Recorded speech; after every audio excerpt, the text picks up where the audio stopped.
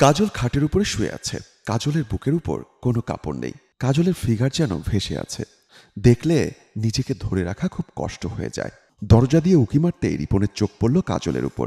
রিপন কাজলকে উপলব্ধ দৃষ্টিতে দেখতে লাগলো। কি করবে দিশে পাচ্ছে না, তাই তো নিজেকে কন্ট্রোল করতে না পেরে চুপি চুপি কাজলের কাছে গেল। কাজলের পাশে বসে কাজলকে দেখে। সাইডে পড়ে আছে শাড়ির আঁচল।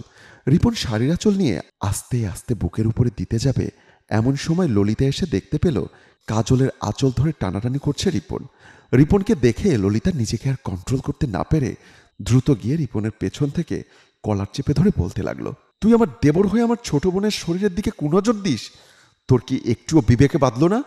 ললিতার কথার শব্দ শুনে ঘুম থেকে তাড়াহুড়ো করে উঠে বুকের আঁচল ঠিক করলেন কাজল। ললিতা বলতে লাগলো, তোর চরিত্র খারাপ জানতাম, কিন্তু এতটা খারাপ তা তো জানতাম না। তুই লুকিয়ে লুকিয়ে আমার গোসল করা দেখিস, আমার ড্রেস চেঞ্জ করা দেখিস। আমার বোন এই বাড়িতে বেড়াতে এসেছে, শেষ পর্যন্ত তুই আমার বোনের সাথে। ছি, আমার ভাবতেও অবাক লাগছে। ললিতার কথা শুনে হতবাক হয়ে দাঁড়িয়ে আছে রিপন।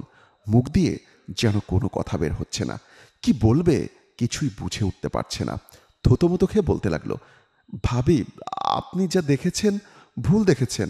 আমি আপনার বোনের সাথে খারাপ কিছু করিনি। আমি নিজে চোখে দেখেছি তুই আমার বোনের বুকের উপর। আমার বলতেও ঘৃণা লাগছে, আর তুই এখন মিথ্যা কথা বলবি আর আমি সেটা মেনে নিব?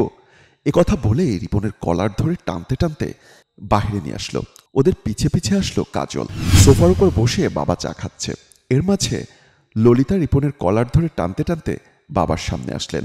বাবা রিপনের কলার ধরে টেনে আনা দেখে বলতে লাগলো, বৌমা, তোমার এত বড় সাহস, তুমি আমার ছেলের কলার ধরে এভাবে টানতে টানতে নিয়ে আসলে?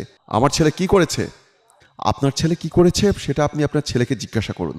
আমি হাতে নাতে ধরেছি, ও আমার বোনের বুকের উপরে বসে ফষ্টি নষ্টি করছিল। আমি আপনাকে কতবার বলেছি আপনার ছেলে বিয়ের উপযুক্ত হয়ে গেছে, ওকে একটা পাত্রী দেখে বিয়ে দিয়ে দিন। আপনি আমার কোনো কথাই শোনেননি। এবার দেখলেন তো, একটুর জন্য ওর হাত থেকে আমার ছোট বোন রক্ষা পেয়েছে। আমি যদি সময় মতো না যেতাম তাহলে আজ আমার ছোট বোনের ইজ্জত হারাতে হতো। ললিতার কথা শুনে বাবার মাথায় যেন আকাশ ভেঙে পড়ল। বাবা কি করবে ঠিক বুঝে উঠতে পারছে না, তাই তো রেগে মাকে ডাকাডাকি করতে লাগলো। এর মাঝে মা এসে উপস্থিত হলো। মা এসে জিজ্ঞাসা করলো, কি ব্যাপার, এরকম ডাকাডাকি করছো কেন? তোমার গুণধর ছেলে কি করেছে শোনো। তোমাকে কতবার বললাম ছেলের বিয়ের বয়স হয়েছে, ওকে বিয়ে দাও। তুমি তো আমার কোনো কথাই শোনো না। আজ ফাঁকা ঘর পেয়ে তোমার ছেলে কাজলের সাথে ফষ্টি নষ্টি করতে গিয়ে হাতে নাতে ধরা পড়েছে বৌমার হাতে। কথা শেষ হতেই মা বলতে লাগলো, আমার ছেলে এমন না, বললেই হবে। বাবা রিপন, তুই সত্যি করে বলতো তুই কাজলের সাথে কি করেছিস? জবাবে রিপন বলল, বিশ্বাস করো মা, আমি কাজলের সাথে কিছুই করিনি। কাজল ঘুমিয়েছিল, কাজলের কাপড় চোপড় ঠিক ছিল না, তাই আমি হাত দিয়ে ওর কাপড় ঠিক করে দিয়েছিলাম, আর সেটা ভাবি গিয়ে দেখে ফেলে। রিপন ভাই ঠিকই বলেছে, রিপন ভাই আমার সঙ্গে কিছুই করেনি। আপু শুধু শুধু রিপন ভাইকে দোষ দিচ্ছে। কাজলের কথা শুনে বাবা বলতে লাগলো, আর বলতে হবে না, এবার আমি বুঝতে পেরেছি। ইয়াং ছেলে ঘরে থাকলে সেই ঘরে কোনো ইয়াং মেয়ে যদি বেড়াতে আসে একটু একটু এদিক সেদিক হবে, এটাই স্বাভাবিক। কাজল যেহেতু আমাদের বাড়ি আছে, তাহলে আর দেরি কিসের? চলো এখনই কাজী ডেকে কাজলের সাথে রিপনের বিয়ে দিয়ে দেই। বিয়ের কথা শুনে রিপন লজ্জায় লাল হয়ে মাথা নিচু করে রইল। কাজলও যেন মাথা উঁচু করে কারো দিকে তাকাতে পারছে না। মায়ের আর বুঝতে বাকি রইল না ওরা দুজন দুজনকে পছন্দ করে। মা বাবাকে বলল, তুমি এখনো দাঁড়িয়ে আছো কেন? যাও মিষ্টি নিয়ে এসো আর কাজী ডেকে নিয়ে এসো, আজই ওদের বিয়ে দিব। শাশুড়ির মুখে এমন কথা শুনে ললিতা মুচকি মুচকি হাসতে লাগলো। ললিতা মনে প্রাণে চাইতো রিপনের সাথে যেন কাজলের বিয়ে হয়।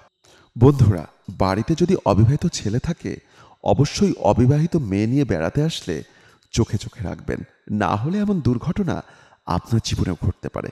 আমার এই গল্পটি যদি আপনাদের কাছে বিন্দু পরিমাণও ভালো লেগে থাকে তাহলে অবশ্যই লাইক, কমেন্টস এবং শেয়ার দিয়ে সবার মাঝে ছড়িয়ে দিন। ধন্যবাদ।